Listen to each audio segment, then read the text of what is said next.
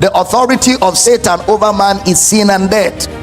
But the law of the Spirit of life in Christ Jesus has set the believer free from the law of sin and death. So the believer is totally free from Satan and his authority.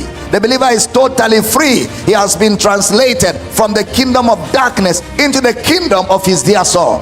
The believer is free from anything the devil is capable of doing. The believer is free from the hold of Satan because of the resurrection of Jesus from the dead. The believer has redemption in Christ Jesus.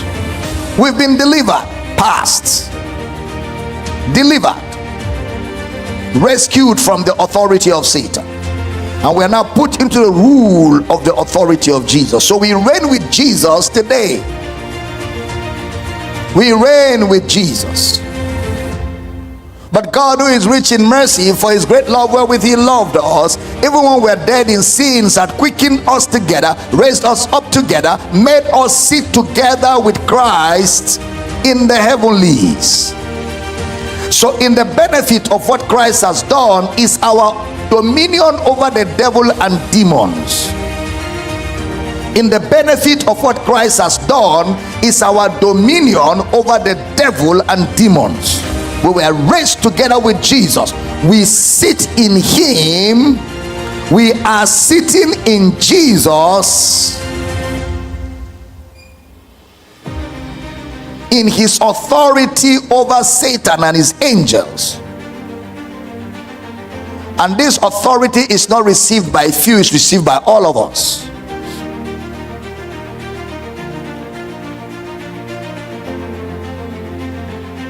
And the glory of the work of Jesus, Paul calls it the inheritance of the saints. That the eyes of your understanding being enlightened, that you may know what is the hope of his calling.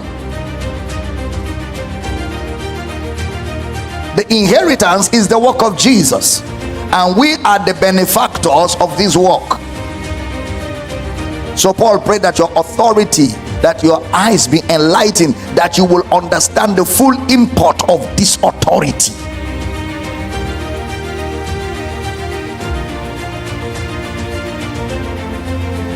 The power that raised Jesus from the dead, the exceeding greatness of his power to us who believe. That power is far above all principalities, powers, and might, and every name that is named, not only in this world but also in that which is to come. So all believers have access to the power of his resurrection, because we are raised with Jesus. We are raised together with him. You know, the nature of those benefits of Jesus' resurrection are spiritual. They are not natural things. The nature of the benefits of Jesus' resurrection are immaterial. They are not physical things.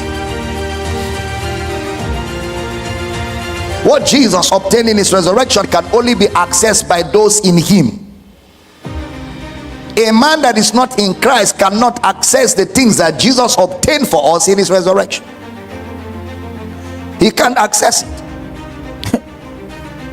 That's why you cannot classify the believer by material wealth. No, it's an insult or a display of spiritual illiteracy. You can't classify a believer by material things, because believers access it, non-believers access it. Everybody has access to material things.